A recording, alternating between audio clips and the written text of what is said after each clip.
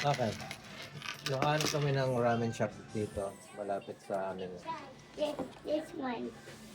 What do you eat there? Which one? Ramen. What do you want? Ramen. Ramen. Okay, so ngayon magra-ramen kami today. Kami lang ang unang customers kasi kakabukas ng Ang mga shop dito, 11. 11 o'clock pala ang bukas mga shops dito. Kasi hanggang 11 to 2600 hours sila. So I don't know what that is. Pakita ko 2 sa inyo. a.m.